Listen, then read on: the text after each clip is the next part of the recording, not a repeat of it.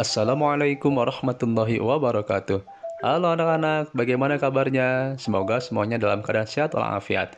Pada pertemuan kita kali ini, di mata pelajaran Pendidikan Agama Islam kelas 2, pada bab 2, kita akan mempelajari bab yang berjudul Aku Bisa Membaca Al-Quran.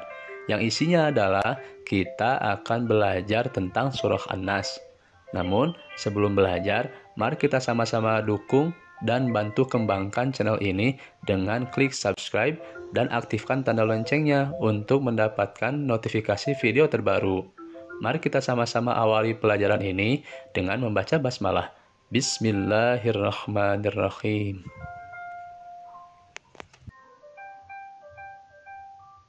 Sebelum kita mulai mempelajari surah An-Nas, mari kita ulas sedikit pengertian Al-Quran. Apa sih Al-Quran itu? Ada yang sudah tahu? Al-Quran adalah wahyu Allah Subhanahu wa Ta'ala yang diturunkan kepada Nabi Muhammad Sallallahu Alaihi Wasallam melalui perantara malaikat Jibril, dan kita sebagai orang Islam harus bisa membaca Al-Quran dengan baik dan benar sesuai dengan aturannya. Nah, sekarang mari kita bahas tentang surah An-Nas. An-Nas artinya adalah manusia. Di dalam Al-Quran, surah An-Nas berada di urutan ke-114 atau urutan terakhir. Kemudian, di dalam surah An-Nas ada 6 ayat. Surah An-Nas termasuk golongan surah Makkiyah. Ada yang tahu apa arti golongan Makkiyah? Golongan Makkiyah artinya adalah surah-surah yang diturunkan sebelum Nabi Muhammad hijrah dari Mekah ke Madinah atau surah yang diturunkan di kota Mekah. Kemudian yang terakhir, surah An-Nas isinya adalah tentang perlindungan. Kita sebagai manusia memohon perlindungan kepada Allah Subhanahu wa Ta'ala. Baiklah anak-anak, sekarang mari kita sama-sama belajar cara membaca surah An-Nas dengan baik dan benar. Insya Allah, setiap ayatnya akan diulangi sampai 3 kali. Jadi nanti kalian cukup ikuti sesuai contoh ya. Qul a'udzu birabbin nas. Qul a'udzu birabbin nas. Qul a'udzu birabbin nas. Malikin nas. Malikin nas. Malikin nas. Ilahin nas. Ilahin nas. Ilahin nas. Min syarril waswasil khannas.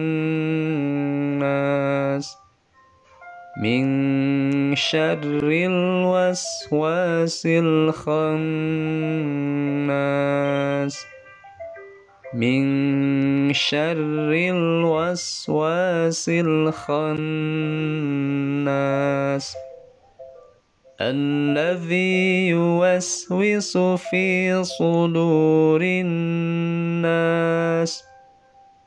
Alladzi yuwaswisu fi sudurin nas. Alladzi yuwaswisu fi sudurin nas. Minal jinnati wan nas. Minal jinnati wan nas. Minal jinnati wan nas. Gimana anak-anak? Mudah kan cara membaca surah An-Nas? Intinya adalah saat kita belajar membaca Al-Quran, mata kita harus fokus ke tulisan ayatnya dan telinga kita mendengarkan dengan baik setiap contoh dari ayat-ayatnya.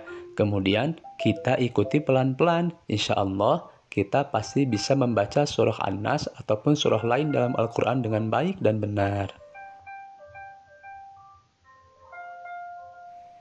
Nah, anak-anak, setelah tadi kita belajar cara membaca surah An-Nas, sekarang mari kita pelajari isi kandungan surah An-Nas. Ada banyak pelajaran yang bisa kita ambil. Tapi di sini kita akan belajari 4 saja dulu. Apa saja yang 4 itu? 1. Surah An-Nas mengajarkan kepada kita untuk selalu memohon perlindungan hanya kepada Allah Subhanahu wa Ta'ala. Yang kedua, surah An-Nas mengajarkan pada kita bahwa hanya Allah Subhanahu wa Ta'ala Tuhan yang kita sembah. Ketiga, surah An-Nas mengajarkan kita untuk selalu memohon perlindungan dari gangguan setan. Dan yang keempat, surah An-Nas mengajarkan kepada kita untuk memohon perlindungan dari manusia yang berbuat jahat. Karena manusia juga ada yang berbuat jahat, yaitu manusia yang kotor hatinya. Selanjutnya, setelah kita selesai membaca surah An-Nas dan mempelajari isi kandungan surah An-Nas, ada beberapa hal penting yang harus kalian ingat. Pertama, baca dan hafalkan kembali surah An-Nas dengan baik dan benar, ikuti seperti contoh tadi. Kedua, tuliskan kembali surah An-Nas di buku latihan dengan bimbingan orang tua. Ketiga, fahami dan laksanakan isi kandungan surah An-Nas. Dan yang keempat, dekatkan diri kita kepada Allah Subhanahu wa Ta'ala dengan cara rajin beribadah. Semoga kita semuanya dilindungi dari godaan setan ataupun manusia yang berbuat jahat.